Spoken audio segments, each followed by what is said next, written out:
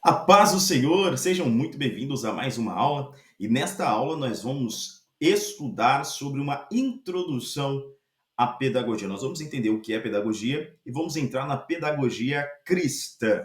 Para início dessa aula, nós temos aqui dois textos bíblicos citados, Mateus, capítulo 28, versículos 19 e 20, onde nós temos a grande comissão, ide e ensinai, né? Onde Jesus nos ordena ensinar aquilo que ele nos tem entregado, aquilo que ele mesmo nos passou, aquilo que ele nos ensinou. Nós devemos levar essa doutrina, levar as boas novas de salvação. Então, tem uma ordenança de ensino e de ensinar. Já em Marcos, capítulo 16, no versículo 15, Jesus Cristo ordena ide e pregai. Então, nós temos essas duas ordenanças de Jesus, ou esses dois caráteres da ordenança de Jesus. Ele nos ordena ir pregar e ensinar. No grego, essa palavra ensinar, e também traduzido como pregar, é querigma. Tá? Então, é um anúncio da verdade, um anúncio daquilo que Jesus nos tem ensinado. Então, nós temos nessa aula de introdução à pedagogia e vem uma pergunta para todos nós, mas afinal de contas, o que é pedagogia? Pedagogia. Você sabe qual é a origem? Bom, pedagogo tem origem grega. O termo é derivado de paidagogo. Paidos significa criança e agodé, condução.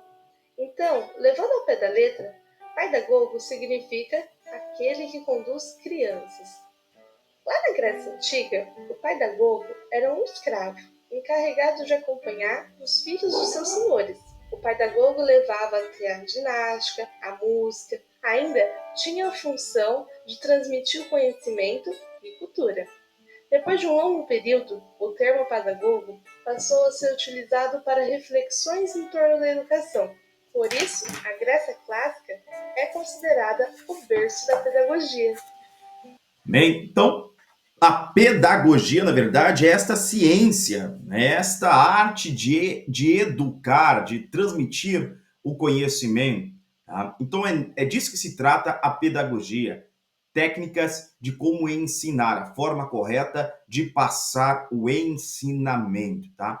Mas, afinal de contas, o que é ensino?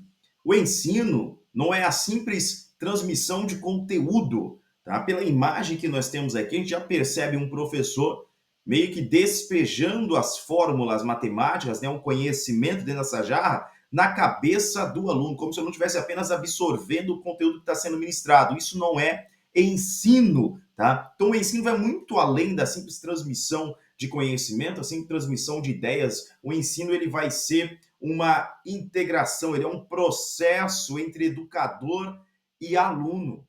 O ensino ele vai ser construído, tá? Ele é uma construção, o conhecimento é uma construção em si. Então o ensino vai envolver algo ativo da parte do professor e a atividade por parte do aluno também. Nós não aprendemos apenas de forma passiva. De forma passiva a gente consegue reter pouco conteúdo, tá? É necessário um envolvimento ativo para que a gente realmente consiga aí a aprendizagem, consiga absorver tudo aquilo que está sendo passado. Nós temos aqui a pirâmide, então, que essa é a pirâmide da aprendizagem. Nós temos os métodos passivos de se aprender e os métodos ativos de se aprender.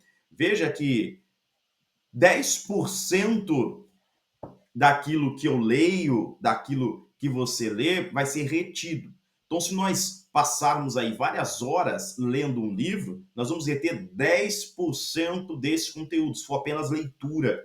Tá? Agora, se além dessa leitura do livro, nós passarmos a escrever, fazer as nossas anotações com respeito ao conteúdo lido, nós respondemos exercícios, nós já vamos crescer para 20% da absorção desse conhecimento. Se nós estamos participando de uma aula e nós observamos a aula, nós pensamos a respeito, nós vamos tirar as nossas conclusões sobre aquilo, nós estamos interagindo com outras memórias. Nesse momento, nós vamos conseguir reter até 30% do conteúdo, de fato, aprender cerca de 30% dessa matéria. Veja que até agora nós estamos tratando de métodos como vir aula presencial e assistir uma aula como esta, assistir uma aula gravada, tá? Ver e ouvir, assistir às aulas, isso te ajuda a reter cerca de 50% de todo o conteúdo. Então, se você lê o material que você tem disponível para esta matéria,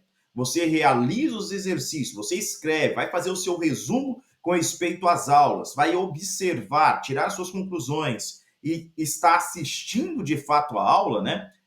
Passando por todos esses momentos aqui de aprendizado, você vai estar retendo até 50% do conteúdo que é ministrado. Mas esses são os métodos passivos de aprendizado. Nós vamos observar os métodos ativos de aprendizado. Um dos métodos ativos de aprendizado é a discussão.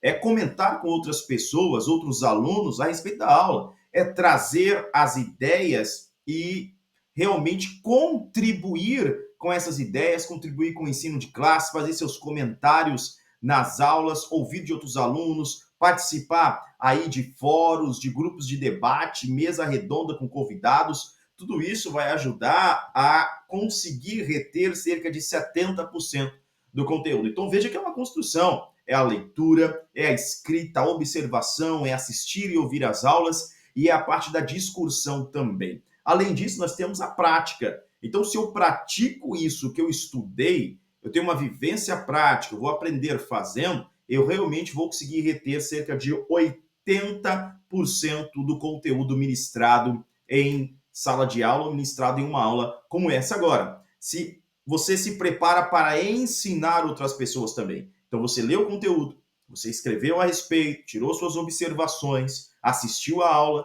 discutiu as ideias, praticou o ensino, praticou aquilo que foi aprendido e agora você vai repartir esse ensino com alguém, você vai se dedicar a ensinar, a instruir uma outra pessoa. Neste momento, então, como um trabalho apresentado em classe, você estudou para apresentar aquele trabalho, né? Ou você tem um dia com um professor, é um dia que você mesmo vai estar explicando essa matéria, você consegue reter até 90% do conteúdo. Agora, faça uma reflexão sobre a forma como você tem estudado. Será que você tem se dedicado apenas à leitura? Nós temos pessoas que acabam se dedicando para concursos públicos, né? E vão estudar cerca de 10, 12 horas por dia e acredita que está estudando, mas na verdade está lendo. Lendo e apenas lendo, cerca de 10 horas por dia.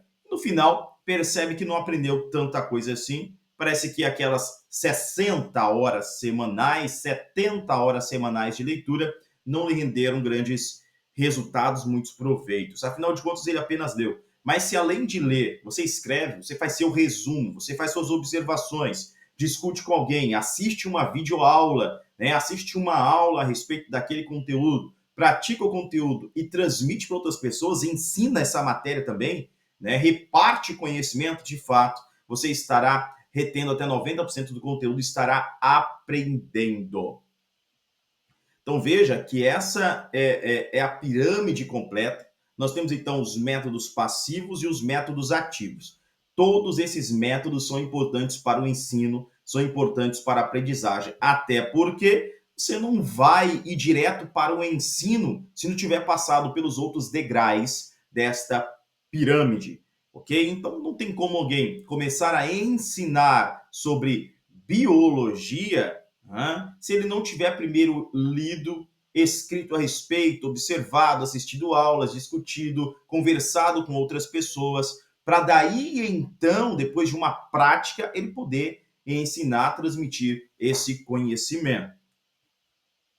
O ensino ele deve ter objetivos bem definidos, tá? Então, primeiro dos objetivos aqui do ensino é lógico transmitir um relacionamento com Deus. Nós estamos falando de uma pedagogia cristã. Então, um relacionamento com Deus é o que deve ser frisado, né? Nós percebemos nesse texto de Isaías 64, versículo 8, que Deus ele é o nosso Pai celestial, ou seja, é com ele que nós devemos ter essa comunhão ininterrupta. E a comunhão com Deus é uma comunhão de família, é uma comunhão realmente de pai e filho, pai e filha. Que esse é o nosso relacionamento. É certo que há pessoas que são muito feridas com respeito à paternidade, né? Com respeito ao pai, aqueles que foram abandonados ou tiveram um pai que era muito violento ou omisso demais, né? Pais que não tiveram, de fato, o seu papel como pai, não conseguiram fazer de forma primaz este papel, não tiveram um bom relacionamento como pai, né? E aí muitas pessoas acabam se tornando adultos feridos e muitos cristãos, inclusive, não conseguem chamar Deus de pai. Chamam Deus com vários outros títulos, lhes dão outras formas de reconhecimento, como chamá-lo de Deus, Senhor, Mestre, né? Chamá-lo de amigo. Então, tem pessoas que dão muitos títulos a Deus, mas não conseguem chamá-lo de pai por causa de uma ferida com o pai terreno. Mas o nosso relacionamento com Deus é justamente um relacionamento de família, tá? Esse é o pai que não te abandona.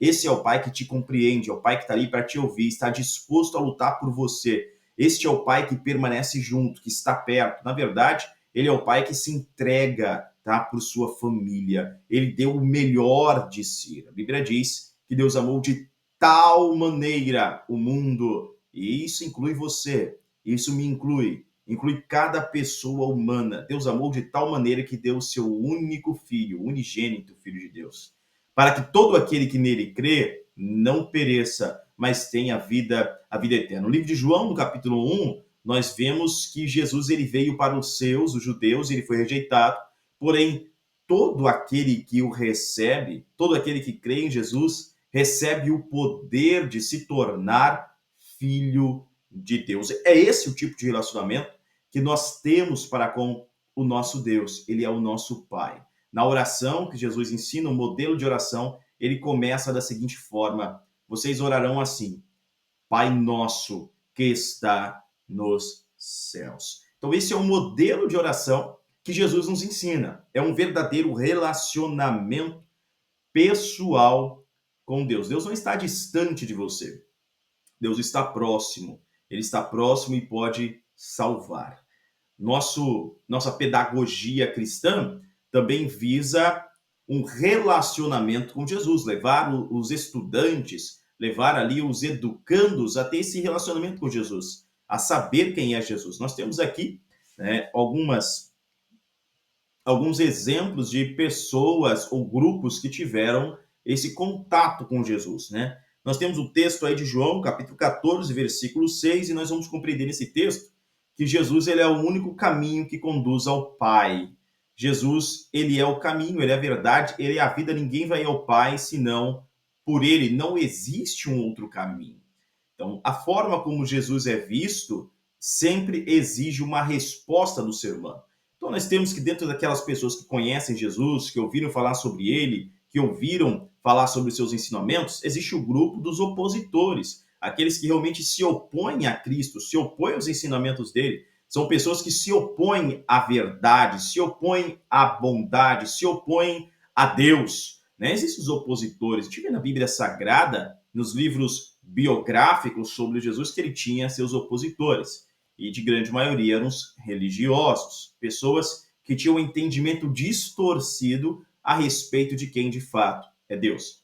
Além disso, tem aqueles que são simpatizantes de Jesus, ou seja, até gostam daquele discurso, né? Sim, sentem uma certa simpatia por aquilo que ele ensina como amar o próximo como a si mesmo, mas dentre os simpatizantes estão aqueles que distorcem as palavras de Jesus. Então, aqueles que creem em um tipo de Jesus que não é o bíblico, né? Eles creem em algum tipo de Jesus, mas que não é aquele que a Bíblia de fato nos mostra, nos direciona, nos apresenta.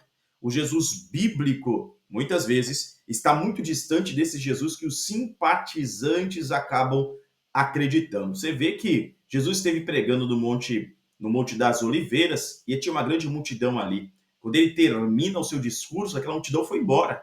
Deixaram Jesus e o seu grupo íntimo de discípulos. Jesus olha para eles e pergunta: e vocês não vão também? Quando Pedro responde: para onde iremos nós? Só tu tens as palavras de vida. Ou seja, nós ainda temos a multidão. Veja que a multidão tem um relacionamento com Jesus, um relacionamento distante. A multidão ouve Jesus, a multidão gosta de ouvir. A multidão até vive milagres, a multidão experiencia os milagres, a multidão foi alimentada por Jesus no milagre das multiplicações. Dentre as multidões, pessoas eram curadas, sim, sim. Mas a multidão, ela quer o que Jesus tem. Ela quer aquilo que Jesus pode proporcionar, ela quer que Jesus mude algo em sua vida. Elas não querem mudar a sua vida por Jesus. Essa é a diferença da multidão. A multidão deseja que alguma coisa Jesus faça na vida delas, mude algo na vida delas, mas não deseja que elas sejam mudadas por Jesus de forma integral. Então a multidão não experimenta o novo nascimento. Por fim, nós temos o grupo dos discípulos.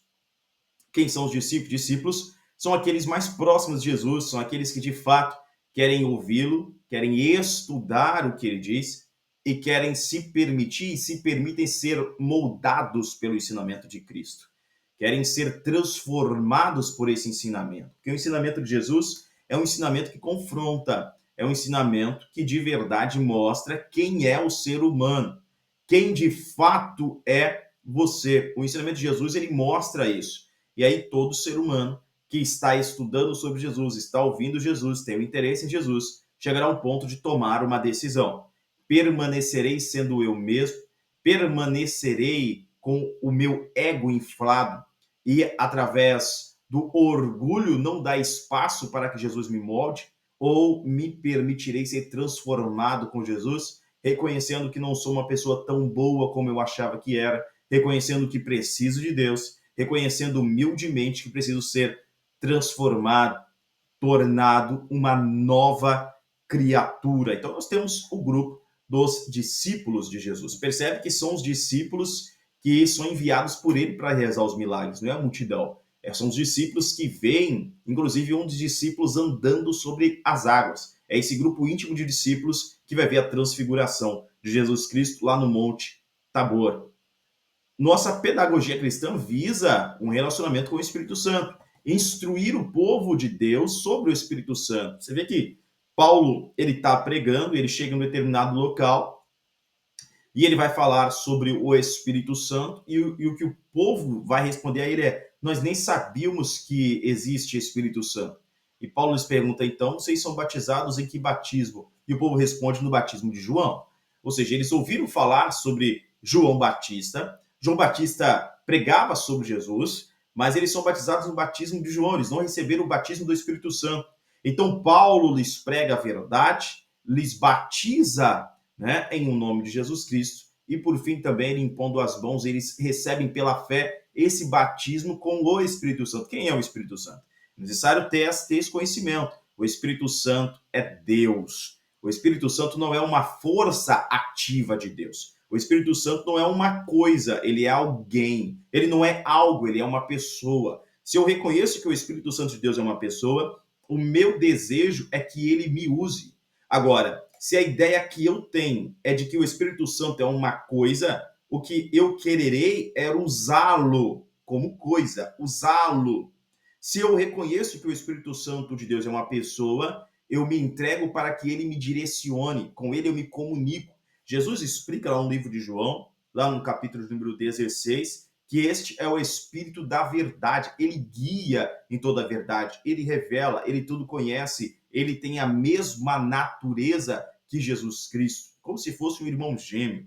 Tudo que Jesus é, o Espírito Santo é. Ele é Deus, 100% Deus. Nós temos Efésios, capítulo 5, versículo 8, o apóstolo Paulo dando um conselho: e não vos embriagueis com vinho, aquele vinho em que há contenda, dissolução, em que há discórdia, mas enchei-vos do Espírito Santo.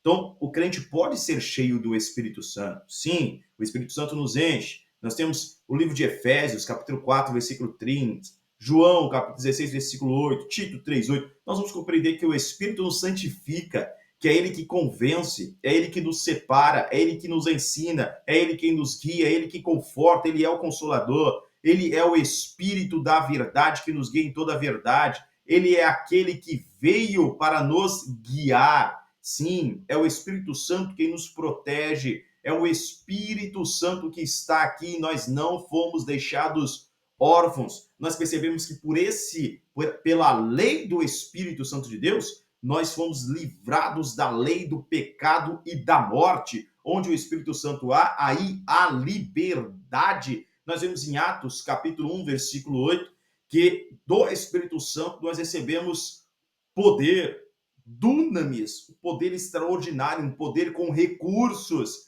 É isso que o Espírito Santo nos dá, poder com recursos.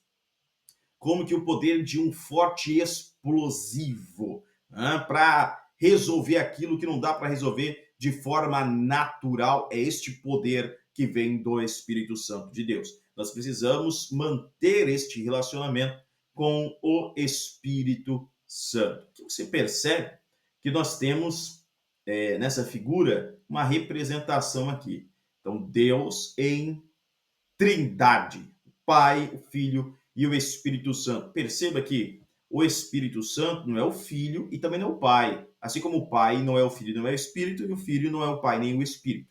São pessoas distintas, mas são um único Deus. E aí nós temos textos bíblicos que você pode estar lendo também e meditar mais a respeito desse assunto.